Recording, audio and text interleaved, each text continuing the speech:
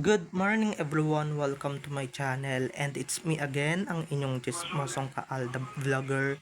So gusto ko munang magpasalamat sa inyong lahat sa mga walang sawang tumatangkilik, nanonood, sumusuport at sumusubaybay ng mga content ko dito sa aking YouTube channel. So eto wag ninyong babaktawan o lalaktawan itong ating content ngayong araw. I'm sure na hindi ninyo pagsisasihan na pinanood nyo to mula umpisa hanggang hulihan. And syempre, wag kayo mag-skip ng segment. Buuin nyo to start to finish.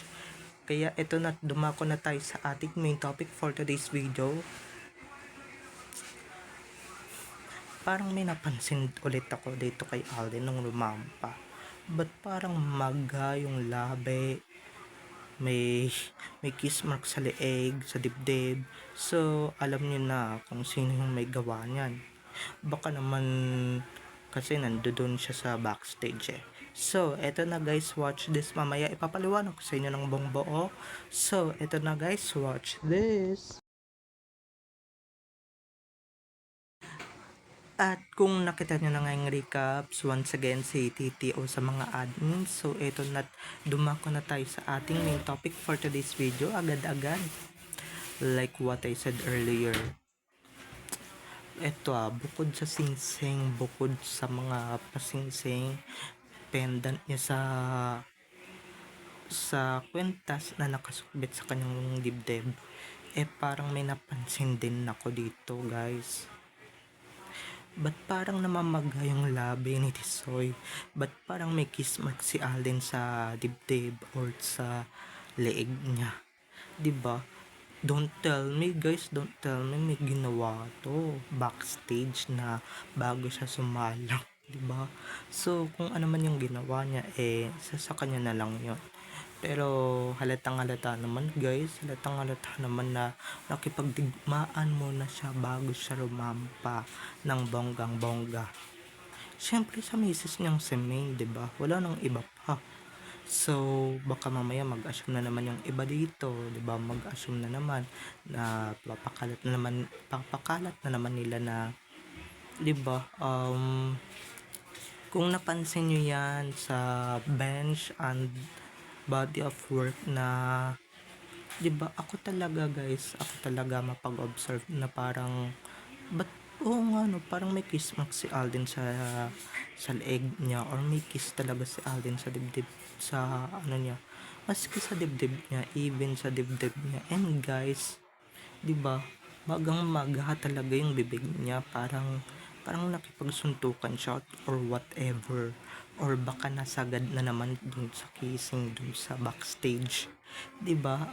Ito na, ibubukukan na nandoon sa main backstage, and syempre tinuro ni Alden Richards ang kanyang misis kung saan siya nakapwesto. So tinuro niya sa mga kasamahan niya or even sa kasamahan niya doon sa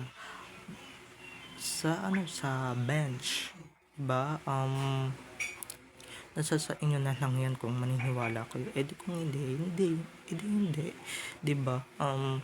Wala naman pulsan na maniwala kayo at wala namang sapilitan na maniwala kayo, 'di ba? At eto na nga, sa mga nagbabody shame, maisingit ko lang kay Alden. Akala nyo naman kaya perfect ng katawan ninyo? Magaganda ba yung katawan ninyo? Eto lang sasabihin ko. Kaya medyo tumaba-taba si Alden kasi nga 1 month lang naman ng preparation para lang dun sa bench body of work or sa body of work ng bench. 'Di ba? Ikaw ba naman biglang-bigla na may i-announce? Makakapag-gym ka pa ba?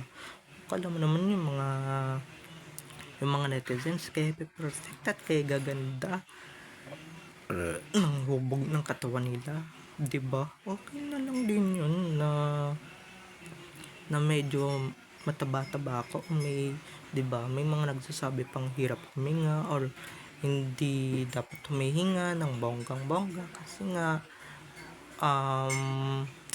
nahihirapan siya ng bonggang-bongga, 'di ba? So ayun na nga lang yung mga ka-IDN, 'di ba? Pero sa atin, okay na okay lang yon, okay na okay lang yon. Anong ano lang yon, simpleng-simple lang yun mga ka-ADN. Kaya wag kayong ano, wag kayong bash ng kung ano-ano. Tapos kala nyo naman perfect ninyo, 'di ba? Si Tisoy nga, 'di ba? Si Tisoy nga na 1 month naghahanda for bench, 1 month lang ha. Kaya hindi ganun kabatak yung katawan niya. And syempre guys, masyadong busy, masyadong maraming ganap sa buhay. Hindi gaya ng iba dyan na hindi gaya ng iba dyan na todo preparations, kaya batak na batak. And syempre ang gaganda ng katawan, 'di ba? Si Alden kasi busy, very busy. And syempre very in demand. Yung iba dyan hindi naman in demand, kaya ayan, nagpapaganda lalo ng katawan or may time mag-gym kasi nga wala naman kumukuha sa kanilang masyado na para mag-endorso or para maging busy, at lalong lalo na wala silang sariling business. Kaya ayan talaga yung pinagkakaabalahan nila, 'di ba? Si Alden lang naman guys, puro lang naman diet ang ginagawa, kaya yan yung kinalabasan. Okay, huwag kayo masyadong perfect at huwag kayo masyadong mapanghusga, dahil yung mga bibig ninyo guys, kung ano yung sinabi ninyo sa tao, babalik at babalik din sa inyo, tandaan nyo yan. Pero 'di ba, masamang gumante pero mga sinasabi ninyo o may mga sinasabi kayong masasama or anything bad about the person, about doon sa body niya or sa pangangatawan niya, 'di ba? At least healthy. Hindi ka gaya ng iba na parang hindi na kumakain so sobrang papayat. Oo nga, may abs kayo, pero 'di ba nga kayo. And guys, running lang naman kasi yung ginagawa ni Tisoy. 'Di ba? Running lang naman ang ginagawa niya. So wala na siyang panahon sa sobrang busy niya para mag-gym, para magpalaki pa ng katawan. Wala na siyang panahon, 'di ba? At saka siguro naman kumakain 'yan, 'di ba? Ng banggang-banggang. Sarap kaya kumain, 'di ba? Kasi naman 'di ba, at masyadong busy, maraming taping, maraming endorsements, maraming mga ganap, 'di ba, na talagang kinabibisihan ni Alden. Hindi yung hindi yung kung anumang bagay, 'di ba?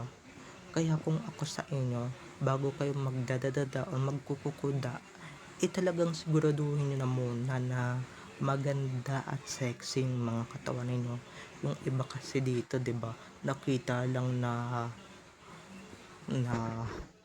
tsaka guys, bilang hirap huminga si Alden para lumabas yung abs, may 4 pa naman siyang natitira, 'di ba?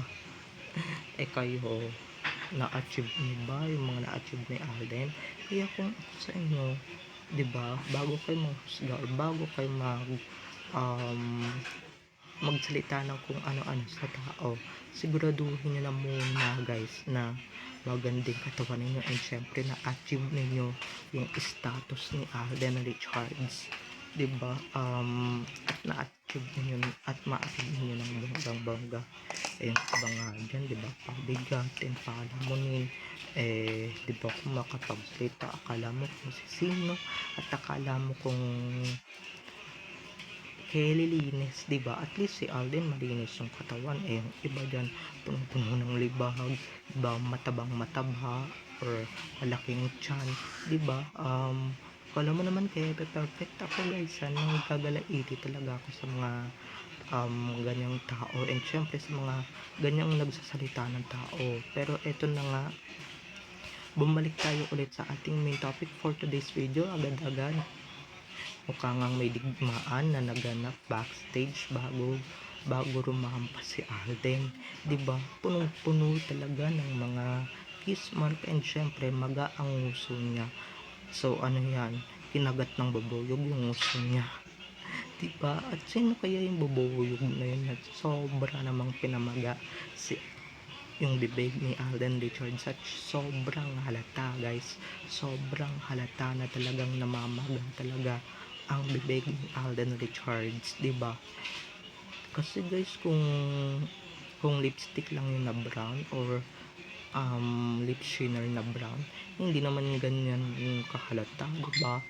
Pero eto talagang halatang sinapak ka or halatang pinupog ka ng langgam at kinagat yung labi mo, diba? Kasi guys, dragon na pala yung kumagat dyan. So, bye-bye na mga ka-ADN. I love you all. Have a nice day. Keep safe and God bless. So, don't forget to subscribe to my YouTube channel. And syempre, huwag niyo kalimutan na i-click ang notification bell para sa ganun ma-notified kayo sa mga susunod ko pang i-upload na mga videos tungkol kina Main at Alden. And syempre, tungkol sa kanilang mga buhay-buhay inside or outside man yan sa showbiz. Bye-bye na mga ka-ADN. I love you all. Enjoy watching everyone. Bye-bye. See you on my next video. At syempre guys, magagalaitin na naman yung mga basher dito at sabihin na naman nila na fake news to, and syempre gawa-gawa lang natin to, 'di ba? Pero pabayaan na lang natin sila, 'di ba? Kung ano talaga yung nakikita natin, 'di ba? Even itong pamamaga ng nguso ni Alden, at syempre kung may kiss mark si Alden sa dibdib man yan or sa neck man yan, 'di ba? At least legit na legit, 'di ba? May ebidensya at resibo tayo, sila, 'di ba? At baka sabihin nila iba yung humalik diyan, 'di ba? Parang nakipag ano pa siya, 'di ba? Nakipag, alam niyo na yon mga ka-ADN, okay? Baka mamaya ma-oversharing tayo at baka mamaya mapasugod dito yung mga basher, manggagalaitin na naman sila, and syempre magagalit na naman sila ng bonggang-bongga sa akin. So, bye-bye na mga ka-ADN. I love you all. Have a nice day. Keep safe and God bless. So, don't forget to subscribe para ma-notified kayo sa mga susunod ko pang i-upload na mga videos tungkol kina Main at Alden, and syempre tungkol sa kanilang mga buhay-buhay inside or outside man yan sa showbiz. Bye-bye na mga ka-ADN. God bless us all. Bye-bye.